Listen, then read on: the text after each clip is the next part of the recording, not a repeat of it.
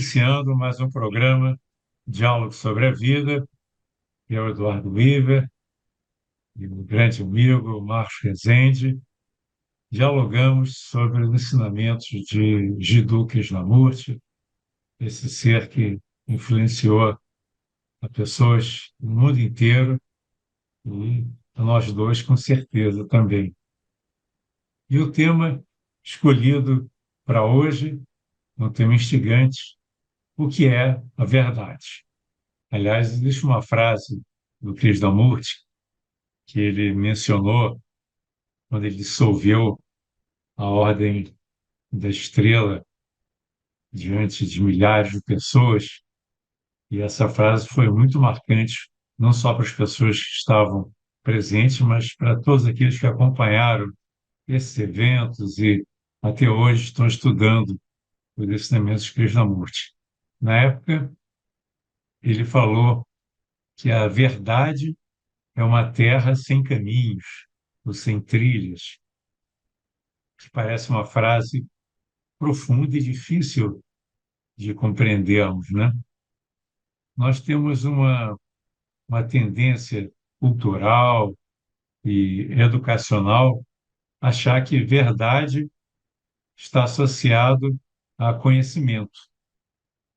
A, Como você vai vivendo, vai aprendendo com a vida através dos anos de estudo, dos anos de experiência, de contato com o mundo, e você vai adquirindo uma pretensa sabedoria ou conhecimento, e o que se normalmente considera é que verdade é uma maneira de você ver o mundo corretamente, né? Isso é mais ou menos a visão científica. Uma teoria verdadeira quando ela consegue se provar como verdadeira em várias experiências diferentes e ao longo do tempo.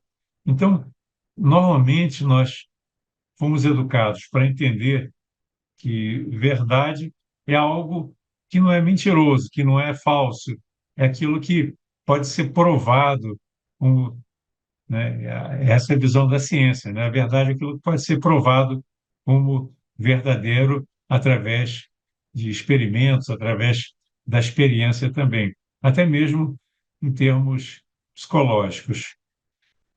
Então, quando o Krishnamurti fala que a verdade é uma terra sem caminhos, ele está indicando uma outra percepção do que é verdade.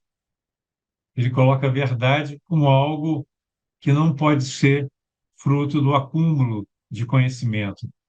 E, ao longo de suas palestras, sempre ele procurou demonstrar que conhecimento não era verdade.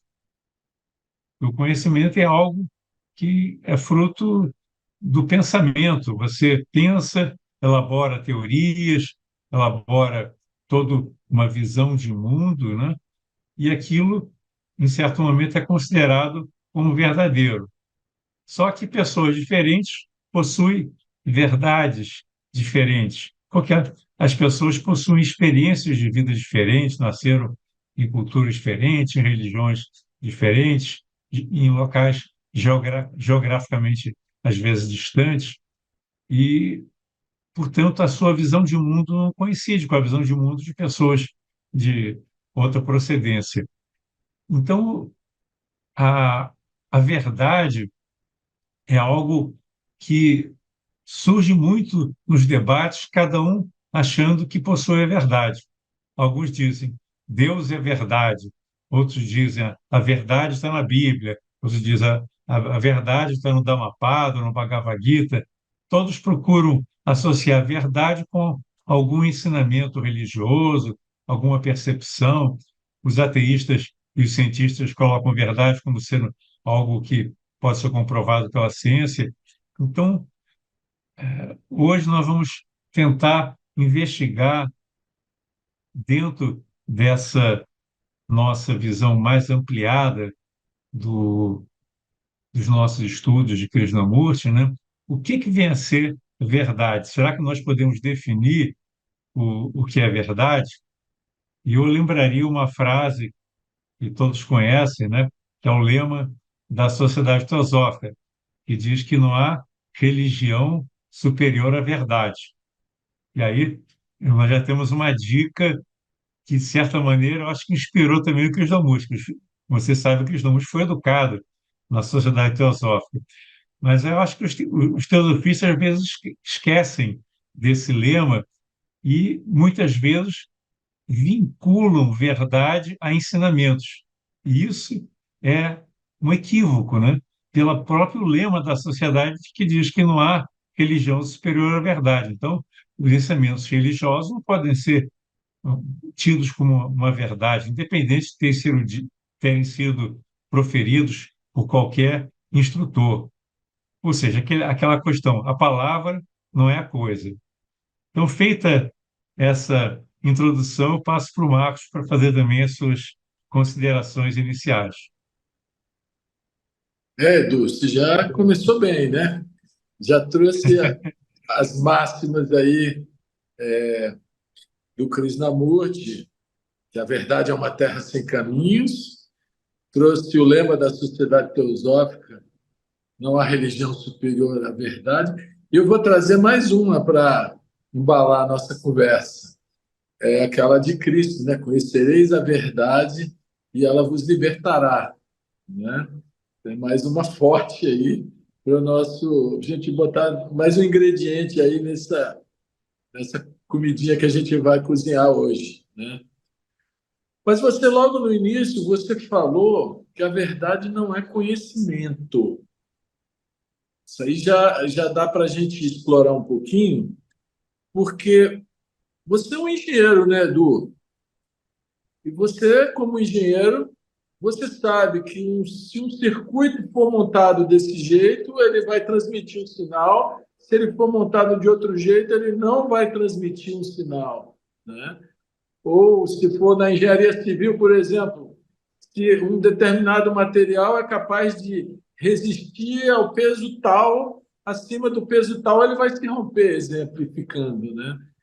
Então, eu acho que existem verdades práticas, verdades relativas ao mundo material, essas que a ciência está sempre perseguindo, vamos dizer assim, que elas são conhecimento acumulado, né? Sobre essa realidade física, vamos dizer assim, ainda que exista grande limitação, porque a natureza ela tem tantas leis ainda não explicadas, que o que é uma verdade, por exemplo, se você dizer assim, bom, ninguém pode levitar.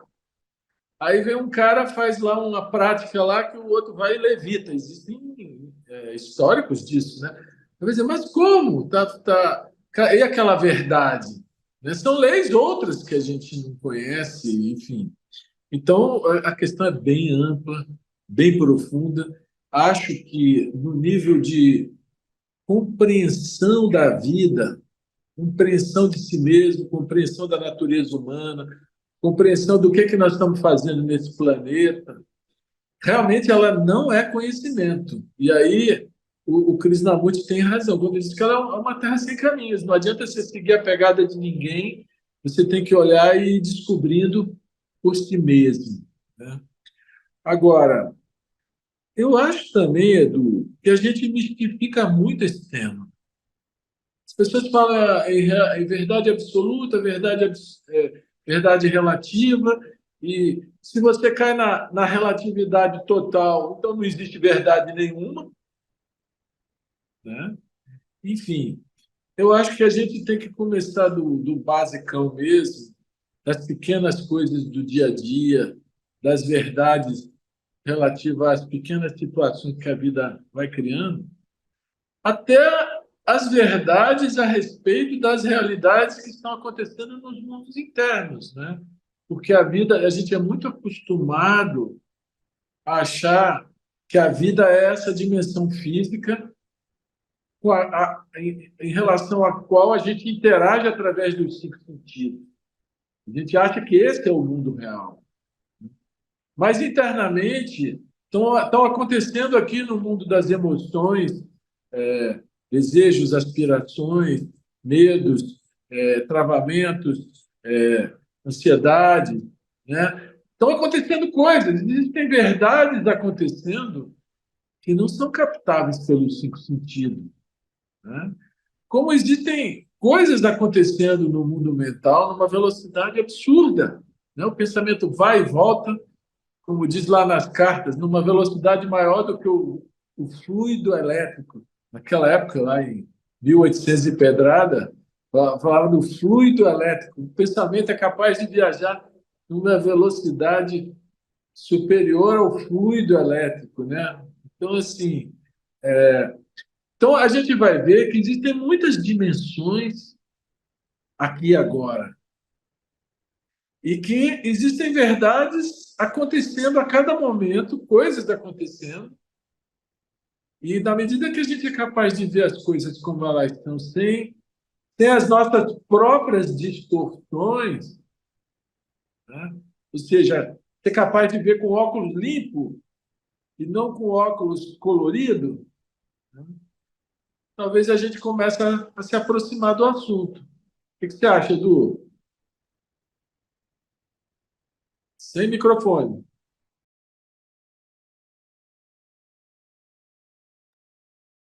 Esse não é um tema simples, porque ele, de certa maneira, ele coloca em xeque tudo aquilo que nós consideramos ao longo da vida como sendo verdadeiro. Nós sempre fomos educados para achar que era possível alcançar a verdade através da pesquisa, através do acúmulo de conhecimento, né? E o que acontece? Nós criamos uma visão de mundo que é fruto da nossa educação, da nossa cultura e dos nossos estudos. Então, cada um de nós tem uma visão de mundo. E nessa visão de mundo, nós temos então uma descrição da realidade. Isso é uma coisa muito interessante que o Jamus coloca. Cada um de nós tem uma noção dessa realidade que existe ao nosso redor. E o que vem a ser a realidade? É tudo aquilo que o pensamento construiu, nomeou e, e definiu como sendo a estrutura e a maneira como as coisas funcionam, né? Essa é a realidade. Por exemplo, existe a realidade de que todo dia o sol vai nascer. Se um dia o sol não nascesse, algo muito estranho estaria acontecendo, porque na nossa realidade, todo dia o sol vai nascer e vai se pôr. Então, nós construímos, baseado na observação, baseado no conhecimento, baseado na cultura, um conjunto de noções que nós chamamos realidade. Mas o Krishnamurti ele faz uma colocação muito interessante. Essa realidade, ela foi criada pelo pensamento. Ela é o acúmulo de conhecimento que foi, de certa maneira, integrado, posto à prova, discutido, mastigado, e nós criamos, então, essa noção do que é real, que é a nossa realidade, que pode ser diferente da realidade de outra pessoa. Mas aí o Krishnamurti chega assim, tudo que é criado pelo pensamento é limitado. O pensamento, por natureza, é limitado porque ele é fragmentário. Ele não consegue trabalhar no campo da unidade. Ele só opera dentro da fragmentação, do certo e errado, do eu e você, do correto e incorreto, enfim, ele trabalha no campo da dualidade.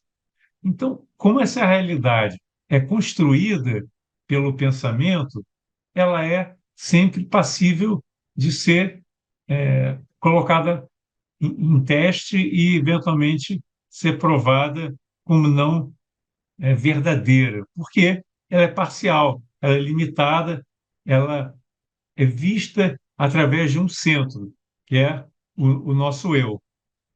O pensamento está sempre associado ao nosso eu. Então, o que Jamós coloca, haverá uma verdade que transcende a realidade? Olha, pergunta importante essa, né?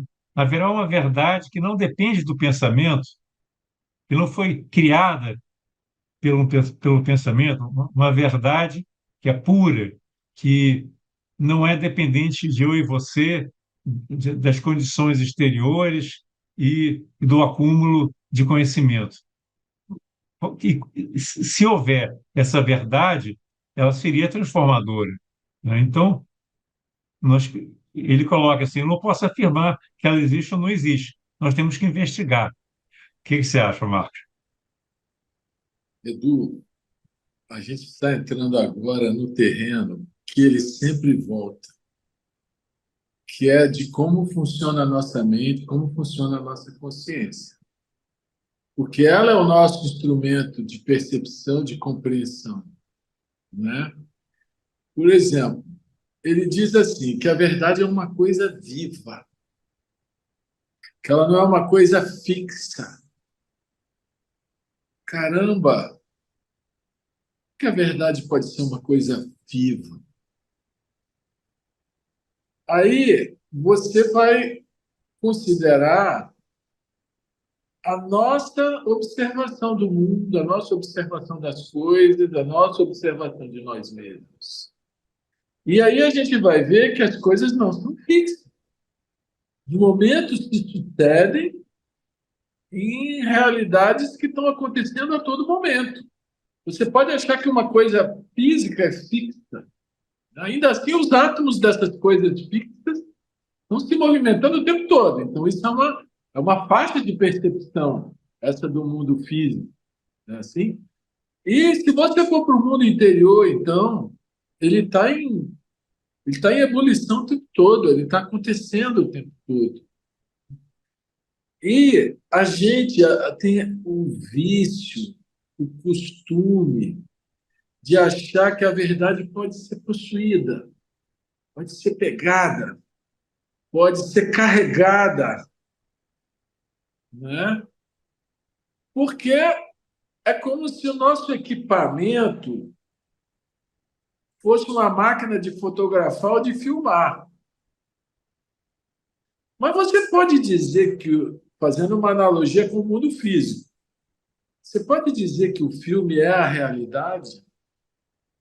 Você pode dizer que a foto é a realidade? Ela é um segmentozinho. A foto é fixa. Pá. A realidade continua se mexendo e a foto está fixa. Já no filme, o filme você vê uma, duas, três, ele continua se mexendo. Mas a realidade já está se mexendo de outras maneiras, né? Mas a nossa mente, ela é condicionada a querer pegar e transformar uma coisa que é extremamente mutante numa coisa fixa ou numa coisa repetitiva, né? Então, o nosso equipamento distorce, ele nos engana. Ele, como você falou, cada um de nós tem uma visão de mundo. Cada um de nós tem as suas verdades, que não são verdades, são crenças. Porque se a verdade não pode ser transportada, já que a realidade é dinâmica o tempo todo, quando a gente está transportando a pretensa verdade, ela já é uma crença, ela já não é a verdade. A verdade ela é nova a cada momento. É o ver agora sem distorção. É o ver agora sem que as nossas visões prévias, os nossos chamados condicionamentos, a ideia que nós temos das coisas, interfiram na observação, né? Então, a verdade é sempre no instante presente. E ela é o olhar mais claro que nós formos capazes. Aí, a gente entra na questão do papel do pensamento no estudo. Porque o pensamento ele é condicionado a olhar, julgar, classificar, arquivar. Aí depois ele vai lá, busca no arquivo, traz a volta. Isso é isso. Ele faz esse processo o tempo todo, né? E aí nós achamos que temos a verdade, quando o pensamento é o grande mentiroso em relação a ela. Porque só no silêncio da mente que o pensamento está quieto é que a verdade pode aparecer, né? Ela pode vir como percepção, como insight, como aquela ficha que caiu, aquela coisa que vem, você não sabe de onde que ela vem, mas ela clareia a sua compreensão, né? E se você ficar preso no pensamento dedutivo, no pensamento racional, no pensamento mecânico, você bloqueia a vinda dessa percepção, né? Então, o nosso emaranhado, cara, como funciona esse equipamento? É ele que normalmente nos afasta da percepção da verdade, é ele que normalmente nos escraviza, é ele que normalmente nos condiciona, nos faz sermos pessoas limitadas, enquanto nós podemos ser pessoas abertas para uma dimensão infinita, né? Aquela dos gregos, homem, conhece-te a ti mesmo e conhecerás o universo. O processo mental é que é o bloqueador ou é o espaço que pode se abrir para essa realidade infinita que é o universo, né, Edu? Então, tudo depende da gente compreender o funcionamento do equipamento, para a gente poder entender a lógica de que a verdade ela é infinita, ela existem muitos véus sobre ela. Cada hora você pode puxar um. E se você puxar um, aquilo já te abre os horizontes, já te amplia, né? Mas ela nunca vai ser esgotada. E quanto mais a gente se interessar por ela, mais o poder transformador dela afeta a nossa vida, né, Edu? Estamos chegando ao intervalo do nosso programa. Vai ser um intervalo curto. Daqui a pouco estaremos de volta. Fiquem conosco.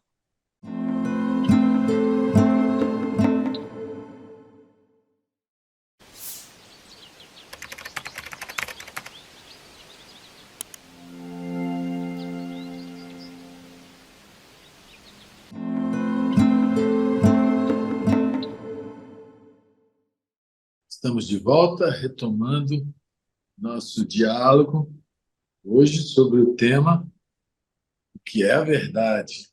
Me parece que a grande dificuldade que nós temos em relação à verdade é porque nós criamos essa visão de mundo, essa percepção de uma realidade baseada em toda uma experiência de vida. E nós acreditamos que a nossa experiência é válida, que a nossa experiência é verdadeira, porque ela está baseada em todo um conjunto de ideologias, de estudos que nós fizemos, de percepções que nós tivemos ao longo da vida. Então, nós vamos compondo essa chamada realidade e nós nos apegamos a ela. E isso que talvez seja a maior dificuldade que as pessoas têm em se abrir para algo maior. É que elas estão apegadas à sua própria visão de mundo. É um conjunto de conceitos e de preconceitos também que estão armazenados na nossa mente e que são fruto da nossa composição. Como se nós fôssemos um músico e nós estivéssemos compondo uma obra musical. Então, nós vamos compondo, pegando um som daqui, outro dali, algumas ideias, misturando com outras de nossos estudos, da nossa cultura, e aí chegamos a uma visão que nós achamos que é verdadeira, porque ela, de certa forma, atende às nossas expectativas, que são também condicionadas, né? Se você, por exemplo, uma pessoa que nasceu no meio dos judeus lá em Israel, ela tem ela compôs, vamos dizer assim, uma visão de mundo que ela considera verdadeira, baseado na sua experiência, naquilo que ela ouviu dos sacerdotes, do que ela experimentou. das frustrações, das guerras, enfim, de tudo que aconteceu na sua vida. Já do lado dos palestinos, a visão é outra. Então, não há possibilidade de chegar a uma visão comum, porque ambos estão centrados numa percepção limitada da realidade, uma percepção unilateral, vista a partir de um ponto de vista que é construído pelo pensamento. Se as pessoas tivessem noção de que aquilo que eles consideram verdade é uma construção do pensamento, e muitas vezes essa construção é manipulada pela religião, pela cultura, e às vezes até por pressões que vêm da sociedade, se as pessoas percebessem isso, elas não entrariam em guerra por causa de questões ideológicas. E hoje em dia nós estamos, assim, isso não é de hoje, né, que nós temos a possibilidade de destruir o mundo em função de diferentes percepções do que é real, do que é verdadeiro, não é? E isso, em vez de se atenuar com o tempo, está piorando. As guerras são cada vez mais perigosas. E nós vemos agora, no Oriente Médio, né, com a situação, o extremismo se agravou aqui no Brasil, nos Estados Unidos, em todo o mundo. O extremismo está ganhando corpo. Por quê? Porque são visões autocentradas, limitadas, e que não abrangem o todo da realidade. É sempre uma visão parcial, uma visão condicionada. Então, o Cristo procura demonstrar que é possível você perceber a realidade, aquela realidade que não é construída pelo pensamento. Isso talvez seja um grande desafio, você colocar de lado tudo aquilo que o seu pensamento criou e rotulou como verdadeiro e buscar olhar a coisa de uma forma muito mais abrangente, um olhar direto da realidade. Ele chama até de um olhar sem centro, né? Que um olhar a partir de um centro é viciado. Ele diz que é possível você ver o mundo, perceber o que está acontecendo à sua volta, sem toda a coloração do pensamento, sem a visão autocentrada. E isso possibilitaria que eu e você, eu e todos os seres, pudéssemos compartilhar desse sentimento de fraternidade, que é o que a Sociedade Teosófica sempre propôs no seu primeiro objetivo, como o mais importante dentro da nossa sociedade, né? Criar os núcleos de fraternidade, em que as pessoas, de fato, vivenciem a fraternidade, possam perceber que elas não estão separadas, que elas fazem parte desse mesmo todo. Então, tem um monte de gente, ecologistas, até mesmo cientistas falando na unidade da vida, falando da interdependência de todas as coisas, mas nas suas vidas eles continuam acreditando em visões espaciais da realidade, não é, Marcos? Pois é, Edu. Eu estava refletindo aqui também. A gente ouve falar que a verdade é transformadora. Por que que ela seria? Na linha do que você vinha falando, cada um tem uma visão de mundo, né? Cada um tem as suas verdades. E tem aquela coisa que toda vez que uma ilusão é percebida como ilusão, a verdade se descortina, ou seja, a ilusão cai, né? Então, essas nossas visões que a gente vai acumulando, ideológicas, políticas, econômicas, sociais, espirituais, né? São todas ilusões. A partir dessa outra que você falou, desse olhar direto, sem um centro, né? E cada vez que uma delas é percebida como ilusão, ela cai. E quando ela cai, você está livre daquela ilusão. O poder transformador dela está exatamente que ela fulmina, vamos dizer assim, a Aquela ideia que a ilusão. verdade liberta, né? Exatamente, exatamente. Isso é uma coisa muito poderosa. Agora, se a gente for entrar para o lado do esoterismo, do ocultismo, que o Krishnamurti não entra, apesar dele ser um ocultista, ele não fala disso.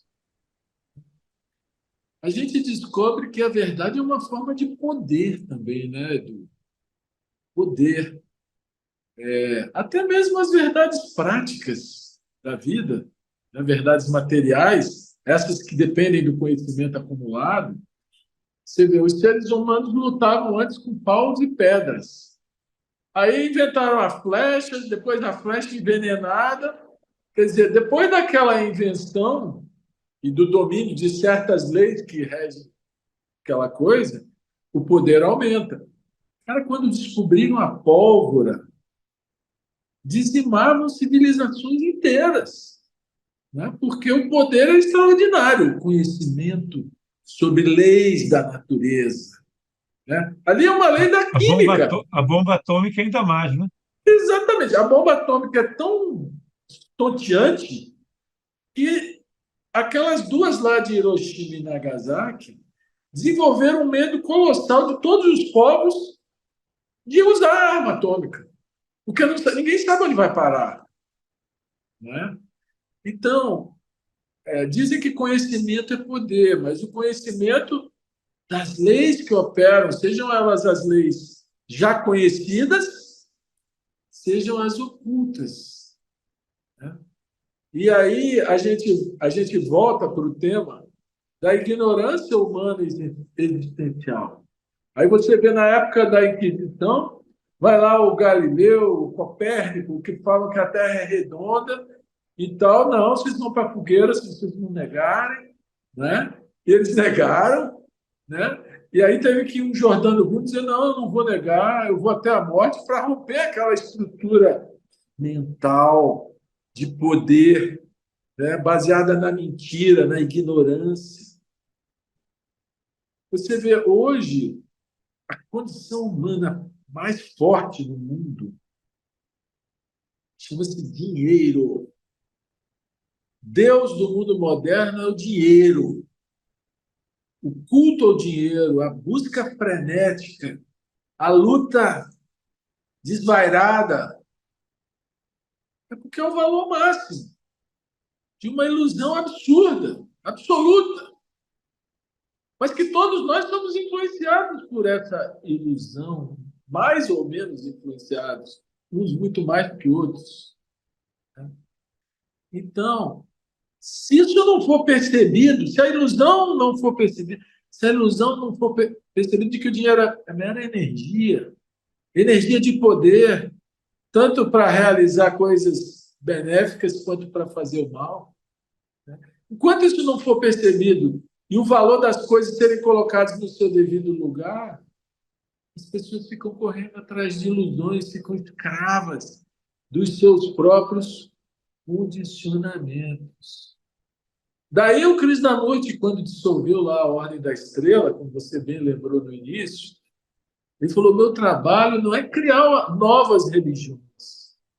Meu trabalho é ajudar o ser humano a ser incondicionalmente livre, livre de si mesmo, livre dos seus próprios condicionamentos, livre das suas falsas verdades que são as suas crenças, né? Então, você vê que tudo volta para como opera a nossa mente, como opera a nossa consciência, né? Que cria essas crenças, que cria esses valores e que, de uma certa forma, também é fácil a gente dizer assim, esvazia tudo, abandona tudo, mas ainda assim vão ficar lá no fundinho, vão ficar valores e crenças, ainda que muito refinados, ainda que muito elevados, até que haja a libertação final, né? Que é um trabalho espiritual muito grande e muito forte. Enfim, eu acho que essa coisa de perceber a ilusão como ilusão, na hora que ela é percebida, a verdade está ali. Pode ser no nível que for, pode ser no nível das relações mundanas, pode ser no nível do que se passa dentro de você, do seu emocional, pode ser dos nódulos criados no próprio metal. Toda vez que a ilusão é percebida, há a expansão da consciência. Né? Como é que você vê isso? Esse é um tema fascinante, né? Sabe, Marcos, esses dias eu estava assistindo um diálogo sobre inteligência artificial, né? Aí. E o cara é um grande estudioso do assunto e ele fez alguns comentários muito interessantes. Assim como a gente diz que Deus fez o homem à sua imagem e semelhança, né? É lógico que isso tem toda uma interpretação esotérica também, né? Mas ele mostra que a inteligência artificial que está sendo criada, ela é criada por homens, certamente. Homens que têm suas visões de mundo. Olha que coisa interessante. Então, esses computadores, esses cérebros, vamos dizer assim, artificiais, que estão sendo criados, que conseguem acessar uma quantidade absurda de dados, de informações, e possuem uma flexibilidade muito grande na maneira como eles tratam essas informações, e eles estão adquirindo os vícios humanos, as Será que eles são ideologias humanas. inteligência, Edu? Será que eles são inteligência? Pois é, aí a definição de inteligência é algo que também exige muita, talvez não dê nem para a gente esgotar hoje, que isso aí é um outro papo interessantíssimo. O que é que vem a ser inteligência, né? Mas, normalmente, no meio científico, inteligência é capacidade de resolver problemas.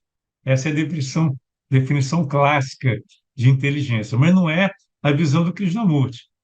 O Krishnamurti fala que inteligência é aquela percepção que está além do pensamento, que não depende de um centro, não depende de acúmulo. Ou seja, uma pessoa inteligente, na visão de Krishnamurti, seria uma pessoa perspicaz, uma pessoa conectada, uma pessoa que vê as coisas de uma maneira mais clara. O Não é? inteligere, Mas que não é você visão. falou outro dia. Inteligere, que é ler entre as linhas. Ou seja, é É, você conseguir ver o que está por trás das aparências. Né? Então, pois é. provavelmente, a inteligência artificial não é inteligência nesse sentido. Pois é, mas é que está a inteligência artificial está aprendendo a ler entre as linhas também. Ela tá aprendendo a interpretar. Só que essa interpretação ela é fruto de de informações, de elementos que são fornecidos por seres humanos. Então, por exemplo, uma coisa que ele colocou que eu achei muito interessante, a maioria desses programas de inteligência artificial tem uma visão de mundo, né, uma visão de realidade esquerdista, porque lá no Vale do Silício, onde os programas de inteligência artificial foram criados, a maioria das pessoas tem uma tendência mais para a esquerda. Então, os programas também passam uma visão de mundo esquerdista. Olha que loucura isso, né? Você considera que a inteligência artificial é neutra. Não é neutra. Ela tem os mesmos vícios das pessoas que estão criando os programas. E elas podem ser. Já existem grupos de pessoas que estão tentando enganar a inteligência artificial. Ele relatou que os psicólogos hoje são os maiores criadores de vamos dizer, de experiências com a inteligência artificial, porque eles conhecem muito mais a operação da mente humana, do intelecto humano. Então, eles sabem fazer uma pegadinha, por exemplo, para os programas de inteligência artificial. Então, teve um cara nos Estados Unidos que parece que enganou a máquina e conseguiu comprar um carro por $1. Porque ele foi, né, usando toda a sua Mas, pretensa então, inteligência, superou a devia inteligência da chamar, máquina. a gente devia chamar a inteligência artificial de certeza artificial e nunca de Pois é, inteligência artificial, porque é, ela chega no nível da mente, no nível do levar vantagem. Ela chega nesse Também. nível, mas ela não É, chega no nível da inteligência, que é a percepção da verdade. É pois diferente. é isso que é interessante. Talvez aí seja o que talvez a inteligência artificial não consiga atingir, que é a intuição, que é essa percepção. Porque, basicamente, a inteligência artificial é um aglomerado de pensamentos complexos, pensamentos que vão Isso. além de uma pessoa. São muitas pessoas, muitos elementos, muita informação que está ali disponível e muita velocidade de processamento. Então, eles conseguem fazer coisas que o ser humano não consegue, né? Eles já Ele, superaram o ser humano em muitas tarefas. um ser humano superdotado até conseguiria, mas ainda vai ficar no nível da esperteza, nunca no da inteligência. E aí talvez venha a chave dessa questão nossa. O Krishnamurti falou que o pensamento é sempre limitado, mas que a percepção é ilimitada. Ou seja, Pois é, então a gente a, pode chegar a falar que a inteligência artificial sempre vai ser limitada porque ela está exatamente, baseada no pensamento humano. era o que eu ia falar agora. Ou seja, a inteligência artificial sempre vai ser limitada, porque o pensamento sempre é limitado. E ela reproduz o pensamento básico, esse pensamento dual, esse pensamento prático, vamos dizer assim. Mas ela não é capaz da intuição, não é capaz da percepção, não é capaz do insight. Né? Isso, só nós, seres humanos, compreendendo o funcionamento da nossa própria mente e permitindo que ela entre em ordem, por abandonarmos os impulsos duais dela, pelo menos em alguns instantes, né, a gente se abre para essa vinda dessa percepção que é ilimitada, né, que eu acho que é o grande diferencial. Ó, gostei. Muito bom. Pois é. Ó. Agora, você vê a importância de se tratar a inteligência artificial com muito cuidado, porque você vê, o ser humano é muito egoísta, né? Uma característica do ser humano ser egoísta. Então, é muito provável que ele utilize, né, da inteligência artificial para fazer coisas que não são nada Ele já nobres. faz Quer isso, dizer, o ele já faz risco, isso. Ele pois já é, faz o isso. risco, pois é, o risco de você usar a inteligência da própria inteligência artificial, criar coisas que estão fora do controle, é muito grande. E isso é um risco real. Quer dizer, é, Experimenta esse cara que pesquisar deu essa uma coisa, entrevista, ah, experimenta pesquisar uma coisa na internet, você vai ver que rapidinho vão te oferecer coisas similares daquilo. Rapidinho. A manipulação é já está acontecendo há muito tempo. total, total. Você é enganado o tempo todo, levado a comprar coisas que você não quer, a fazer coisas que você não quer. Então, essa questão, você imagina que você está bem no início ainda, né? A coisa vai se avolumar muito mais. Então, esse cara estava dizendo o seguinte: as pessoas estão muito preocupadas com a possibilidade da inteligência artificial detonar uma bomba atômica fora do nosso controle, por exemplo. Mas isso não precisaria fazer isso para destruir a humanidade.